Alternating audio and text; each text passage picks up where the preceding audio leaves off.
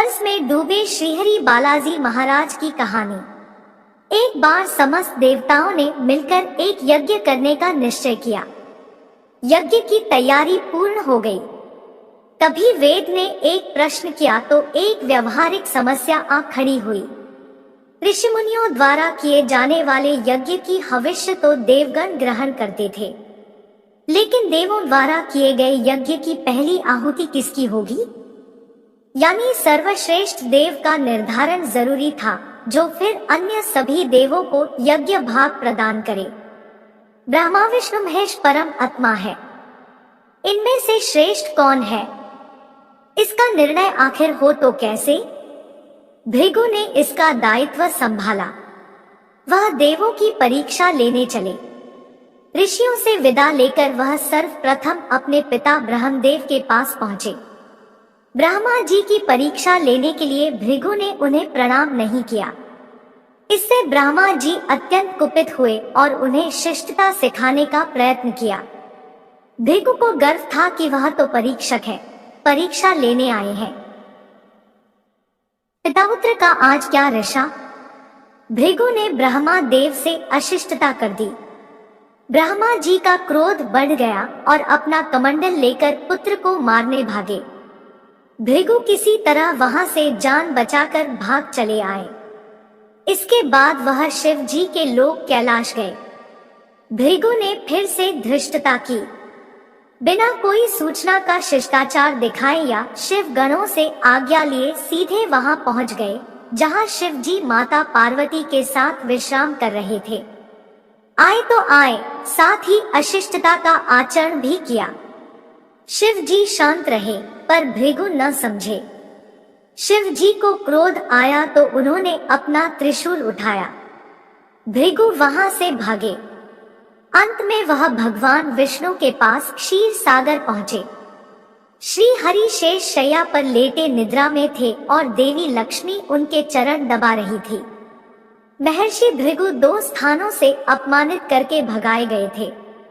उनका मन बहुत दुखी था। विष्णु जी को सोता देख उन्हें न जाने क्या हो गया और उन्होंने विष्णु जी को जगाने के लिए उनकी छाती पर एक लात जमा दी। विष्णु जी जाग उठे और भृगु से बोले, हे ब्राह्मण देवता, मेरी छाती वज्र समान कठोर है और आपका शरीर तप के कारण दुर्बल है। कहीं आपके पैर में चोट तो नहीं आई? आपने मुझे सावधान करके कृपा की है। आपका चरण चिन्ह मेरे वक्ष पर सदा अंकित रहेगा। भृगु को बड़ा आश्चर्य हुआ। उन्होंने तो भगवान की परीक्षा लेने के लिए यह अपराध किया था, परंतु भगवान तो दंड देने के बदले मुस्कुरा रहे थे। उन्होंने निश्चय किया कि श्रीहरि जैसी विनम्रता किसी में नहीं। वास्तव में विष्णु ही सबसे बड़े देवता है। लौट करके उन्होंने सभी ऋषियों को पूरी घटना सुनाई। सभी ने एक मत से यह निर्णय किया कि भगवान विष्णु को ही यज्ञ का प्रधान देवता समझकर मुख्य भाग दिया जाएगा। लेकिन लक्ष्मी जी ने भृगु को अपने पति की छाती पर लात मारते देखा तो उन्हें बड़ा क्रोध आया, परंतु उन्हें इस बात पर क्षोभ था कि श्रीहरि ने उद्दंड को दंड देने के स्थान पर उसके चरण पकड़ लिए और उल्टे क्षमा मांगने लगे। क्रोध से तमतमाई महालक्ष्मी को लगा कि वह जिस पति को संसार का सबसे शक्तिशाली समझती है, वह तो निर्बल है। यह धर्म की रक्षा करने के लिए अधर्मियों एवं दुष्टों का नाश कैसे करते होंगे? महालक्ष्मी ग्लानि में भर गई और मन श्रीहरि से उच्चाटन हो गया। उन्होंने श्रीहरि और बैकुंठ लोक दोनों के त्याग का निश्चय कर लिया। स्त्री का स्वाभिमान उसके स्वामी के साथ बंधा होता है। उनके समक्ष कोई स्वामी पर प्रहार कर गया और स्वामी ने प्रतिकार भी न किया, यह बात मन में कौंधती रही। यह स्थान वास के योग्य नहीं, पर त्याग कैसे करें? श्रीहरि से ओझल होकर रहना कैसे होगा? वह उचित समय की प्रतीक्षा करने लगी। श्रीहरि ने हिरण्याक्ष के कोप से मुक्ति दिलाने के लिए वराह अवतार लिया और दुष्टों का संहार करने लगे। महालक्ष्मी के लिए यह समय उचित लगा। उन्होंने बैकुंठ का त्याग कर दिया और पृथ्वी पर एक वन में तपस्या करने लगी। तब करते करते उन्होंने अपना शरीर छोड़ दिया। विष्णु जी वराह अवतार का अपना कार्य पूर्ण कर वैकुंठ लौटे तो महालक्ष्मी नहीं मिली। वह उन्हें खोजने लगे। श्रीहरि ने उन्हें तीनों लोकों में खोजा, किंतु तब करके माता लक्ष्मी ने भ्रमित करने की अनुपम शक्ति प्राप्त कर ली थी। उसी शक्ति से उन्होंने श्रीहरि को भ्रमित रखा। आखिर श्रीहरि को पता लग ही गया, लेकिन तब तक वह शरीर छोड़ चुकी थी। दिव्य दृष्टि से उन्होंने देखा कि लक्ष्मी जी ने चोलराज के घर में जन्म लिया है। श्रीहरि ने सोचा कि उनकी पत्नी ने उनका त्याग सामर्थ्यहीन समझने के भ्रम में किया है, इसलिए वह उन्हें पुनः प्राप्त करने के लिए अलौकिक शक्तियों का प्रयोग नहीं करेंगे। महालक्ष्मी ने मानव रूप धरा है, तो अपनी प्रिय पत्नी को प्राप्त करने के लिए वह भी साधारण मानवों के समान व्यवहार करेंगे और महालक्ष्मी जी का हृदय और विश्वास जीतेंगे। भगवान ने श्रीनिवास का रूप धरा और पृथ्वी लोक पर चोलनरेश के राज्य में निवास करते हुए महालक्ष्मी से मिलन के लिए उचित अवसर की प्रतीक्षा करने लगे। राजा आकाशराज निःसंतान थे। उन्होंने शुकदेव जी की आज्ञा से संतान प्राप्ति यज्ञ किया। यज्ञ के बाद यज्ञशाला में ऋषियों ने राजा को हल जोतने को कहा गया। राजा ने हल जोता तो हल का फल किसी वस्तु से टकराया। राजा ने उस स्थान को खोदा तो एक पेटी के अंदर सहस्रदल कमल पर एक छोटी सी कन्या विराजमान थी। वह महालक्ष्मी ही थी। राजा के मन की मुराद पूरी हो गई थी। चूंकि कन्या कमल के फूल में मिली थी, इसलिए उसका नाम रखा गया पद्मावती। पद्मावती नाम के अनुरूप ही रूपवती और गुणवती थी, साक्षात लक्ष्मी का अवतार। पद्मावती विवाह के योग्य हुई। एक दिन वह बाग में फूल चुन रही थी। उस वन में श्रीनिवास बालाजी आखेट के लिए गए थे। उन्होंने देखा कि एक हाथी एक युवती के पीछे पड़ा है और डरा रहा है। राजकुमारी के सेवक भाग खड़े हुए। श्रीनिवास ने तीर चलाकर हाथी को रोका और पद्मावती की रक्षा की। श्रीनिवास और पद्मावती ने एक दूसरे को देखा और रीझ गए। दोनों के मन में परस्पर अनुराग पैदा हुआ, लेकिन दोनों बिना कुछ कहे अपने अपने घर लौट गए। श्रीनिवास घर तो लौट आए, लेकिन मन पद्मावती में ही बस गया। वह पद्मावती का पता लगाने के लिए उपाय सोचने लगे। उन्होंने ज्योतिषी का रूप धरा और भविष्य बाँचने के बहाने पद्मावती को ढूंढने निकल पड़े। धीरे धीरे ज्योतिषी श्रीनिवास की ख्याति पूरे चोल राज में फैल गई। पद्मावती के मन में श्रीनिवास के लिए प्रेम जागृत हुआ। वह भी उनसे मिलने को व्याकुल थी, किंतु कोई पता ठिकाना न होने के कारण उनका मन चिंतित था। इस चिंता और प्रेम विरह में उन्होंने भोजन श्रृंगार आदि का त्याग कर दिया। इसके कारण उसका शरीर कृशकाय होता चला गया। राजा से पुत्री की यह दशा देखी नहीं जा रही थी। वह चिंतित थे। ज्योतिषी की प्रसिद्धि की सूचना राजा को हुई। राजा ने ज्योतिषी श्रीनिवास को बुलाया और सारी बात बताकर अपनी कन्या की दशा का कारण बताने को कहा। श्रीनिवास राजकुमारी का हाल समझने पहुंचे तो पद्मावती को देखकर प्रसन्न हो गए। उनका उपक्रम सफल हुआ। उन्होंने पद्मावती का हाथ अपने हाथ में लिया। कुछ देर तक पढ़ने का स्वांग करने के बाद बोले, महाराज, आपकी पुत्री प्रेम के विरह में जल रही है। आप इनका शीघ्र विवाह कर दे तो ये स्वस्थ हो जाएंगी। पद्मावती ने अब श्रीनिवास की ओर देखा। देखते ही पहचान लिया। उनके मुख पर प्रसन्नता के भाव आए और वह हंसी। काफी दिनों बाद पुत्री को प्रसन्न देख राजा को लगा कि ज्योतिषी का अनुमान सही है। राजा ने श्रीनिवास से पूछा, ज्योतिषी महाराज, यदि आपको यह पता है कि मेरी पुत्री प्रेम के विरह में पीड़ित है, तो आपको यह भी सूचना होगी कि मेरी पुत्री को किससे प्रेम है। उसका विवाह करने को तैयार हूँ, आप उसका परिचय दें। श्रीनिवास ने कहा, महाराज, आपकी पुत्री एक दिन वन में फूल चुनने गई थी। एक हाथी ने उन पर हमला किया तो आपके सैनिक और दासियां भाग खड़ी हुई। राजकुमारी के प्राण एक धनुर्धर ने बचाए थे। राजा ने कहा, हाँ, मेरे सैनिकों ने बताया था कि एक दिन ऐसी घटना हुई थी। एक वीर पुरुष ने उसके प्राण बचाए थे। लेकिन मेरी पुत्री के प्रेम से उस घटना का क्या तात्पर्य है? श्रीनिवास ने बताया, महाराज, आपकी पुत्री को अपनी जान बचाने वाले उसी युवक से प्रेम हुआ है।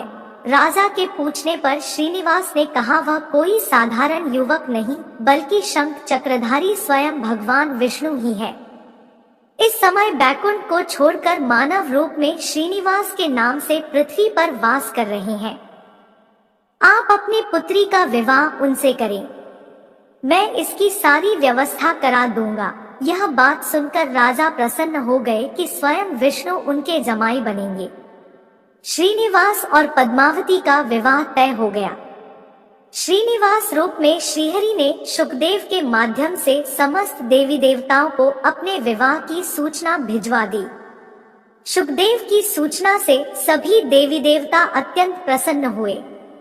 देवी देवता श्रीनिवास जी से मिलने और बधाई देने पृथ्वी पर पहुँचे, परंतु श्रीनिवास जी को खुशी के बीच एक चिंता भी होने लगी।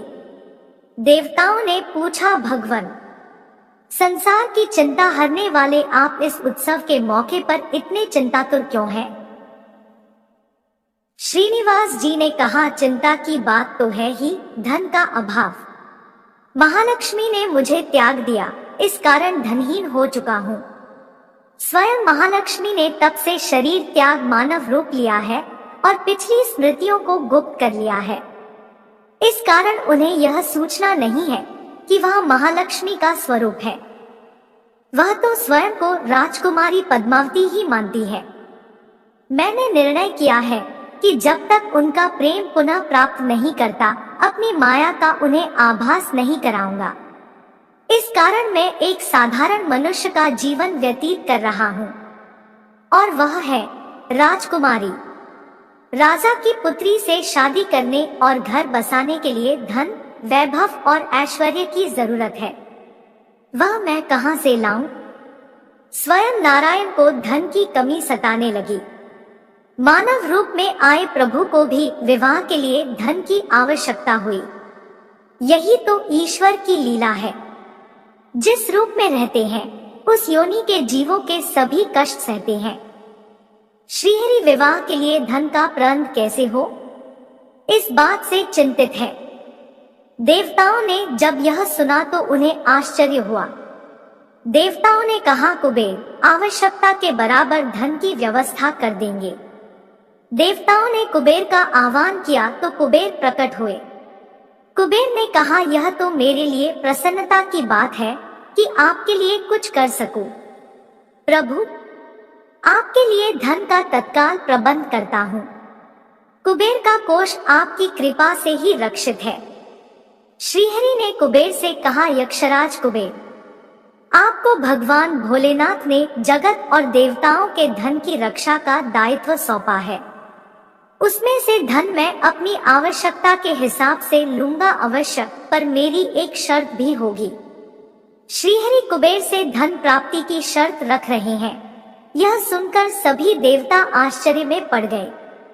श्रीहरि ने कहा, ब्रह्मा जी और शिव जी साक्षी रहें।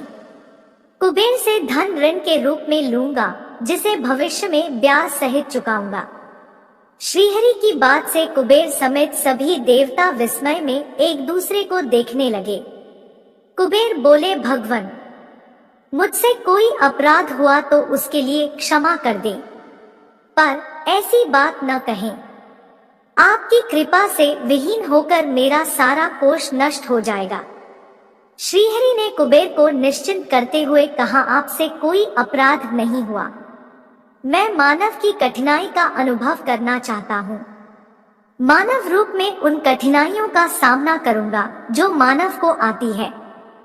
धन की कमी और ऋण का बोझ सबसे बड़ा होता है। कुबेर ने कहा, प्रभु, यदि आप मानव की तरह ऋण पर धन लेने की बात कर रहे हैं तो फिर आपको मानव की तरह यह भी बनाना होगा कि ऋण चुकाएंगे कैसे। मानव को ऋण प्राप्त करने के लिए कई शर्तें झेलनी पड़ती है। श्रीनिवास ने कहा, कुबेर, यह ऋण मैं नहीं, मेरे भक्त चुकाएंगे, लेकिन मैं उनसे भी कोई उपकार नहीं लूंगा। मैं अपनी कृपा से उन्हें धनवान बनाऊंगा। कलयुग में पृथ्वी पर मेरी पूजा धन, ऐश्वर्य और वैभव से परिपूर्ण देवता के रूप में होगी। मेरे भक्त मुझसे धन, वैभव और ऐश्वर्य की मांग करने आएंगे। मेरी कृपा से उन्हें यह प्राप्त होगा। बदले में भक्तों से मैं दान प्राप्त करूंगा जो चढ़ावे के रूप में होगा। मैं इस तरह आपका ऋण चुकाता रहूंगा। कुबेर ने कहा, भगवान, कलयुग में मानव जाति धन के विषय में बहुत विश्वास के योग्य नहीं रहेगी। उन पर आवश्यकता से अधिक विश्वास करना क्या उचित होगा। श्रीनिवास जी बोले, शरीर त्यागने के बाद तिरुपति के तिरुमाला पर्वत पर बालाजी के नाम से लोग मेरी पूजा करेंगे। मेरे भक्तों की अटूट श्रद्धा होगी। वह मेरे आशीर्वाद से प्राप्त धन में मेरा हिस्सा रखेंगे। इस रिश्ते में न कोई दाता है और न कोई याचक। हे कुबेर, कलयुग के आखिरी तक भगवान बालाजी धन, ऐश्वर्य और वैभव के देवता बने रहेंगे। मैं अपने भक्तों को धन से परिपूर्ण करूंगा तो मेरे भक्त दान से न केवल मेरे प्रति अपना ऋण उतारेंगे बल्कि मेरा ऋण उतारने में भी मदद करेंगे। इस तरह कलयुग की समाप्ति के बाद मैं आपका मूलधन लौटा दूंगा। कुबेर ने श्रीहरि द्वारा भक्त और भगवान के बीच एक ऐसे रिश्ते की बात सुनकर उन्हें प्रणाम किया और धन का प्रबंध कर दिया। भगवान श्रीनिवास और कुबेर के बीच हुए समझौते के साक्षी स्वयं ब्रह्मा और शिव जी हैं। दोनों वृक्ष रूप में साक्षी बन गए। आज भी पुष्करणी तीर्थ के किनारे ब्रह्मा और शिव जी बरगद के पेड़ के रूप में साक्षी बनकर खड़े हैं। ऐसा कहा जाता है कि निर्माण कार्य के लिए स्थान बनाने के लिए इन दोनों पेड़ों को जब काटा जाने लगा तो उनमें से खून की धारा फूट पड़ी। पेड़ काटना बंद करके उसकी देवता की तरह पूजा होने लगी।